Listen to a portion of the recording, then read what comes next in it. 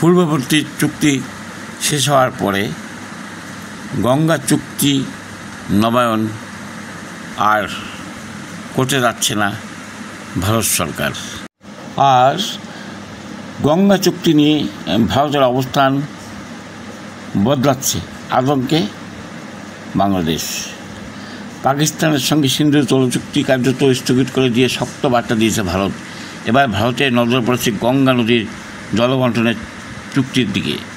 বাংলাদেশে রাজনৈতিক ও কূটনৈতিক মহলে আশঙ্কা তৈরি হয়েছে, কারণ 2026 সালে ভারত বাংলাদেশ গঙ্গা চুক্তির মেয়াদ শেষ হচ্ছে। সূত্র বলছে ভারত এখন নতুন করে টার্মস অ্যান্ড কন্ডিশন ঠিক করতে চাইছে এবং আগের শর্তে আর চুক্তি নবায়নের পক্ষপাতী নয় ভারত। চুক্তির পটভূমি বিশ্লেষণ করলে বোঝা যায়, স্বাধীন বাংলাদেশ গঠনের পর প্রথম পর্যায়ে একটি অস্থায়ী গঙ্গা চুক্তি হয়। এরপর দীর্ঘদিন আলোচনার পর 1996 সালে তৎকালীন প্রধানমন্ত্রী এইচ.ডি. দেবেগৌড়া ও প্রধানমন্ত্রী শেখ হাসিনা একটি পূর্ণাঙ্গ 30 বছরের গঙ্গা চুক্তির স্বাক্ষর করেন।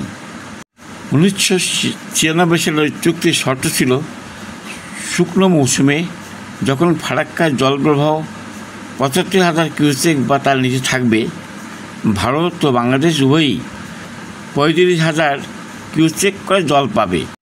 বর্ষাকালে প্রবাহ 75 কিউসেকের বেশি হলে ভারত পাবে 40 কিউসেক, বাকি যাবে বাংলাদেশের পদ্মায়।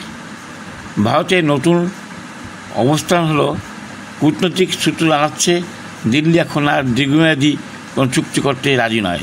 তারা চাইছে মেয়াদ হবে 15 বছর বা তার কম। জল বন্টনের ফর্মুলা নতুন করে নির্ধারণ করতে হবে। কারণ হিসেবে উঠে এসেছে গত 3 দশক বৃষ্টিপাতের ধরনে পরিবর্তন।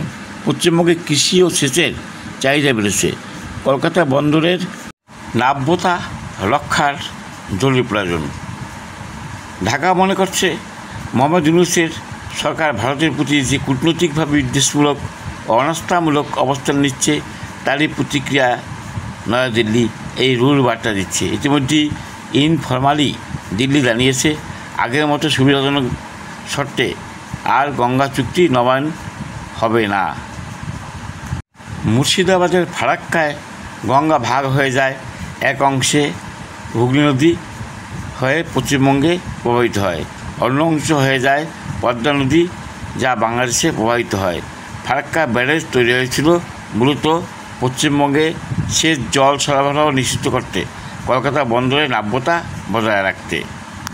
বিশেষজ্ঞরা মনে করছেন ভারতের বর্তমান জলনীতি এখন রাষ্ট্রীয় স্বার্থকে অগ্রাধিকার দিয়ে গঠিত হচ্ছে। পাকিস্তানকে জল নিয়ে চাপে ফেলার পর এবার বাংলাদেশের সঙ্গে জলচুক্তির ক্ষেত্র ব্যালেন্স অফ পাওয়ার কার্যকর করছে ভারত। এই পরিস্থিতিতে বাংলাদেশ সরকারকে হয়তো আরও বাস্তববাদী দৃষ্টিভঙ্গি নিয়ে আলোচনা করতে হতে পারে। Voice of Calcutta.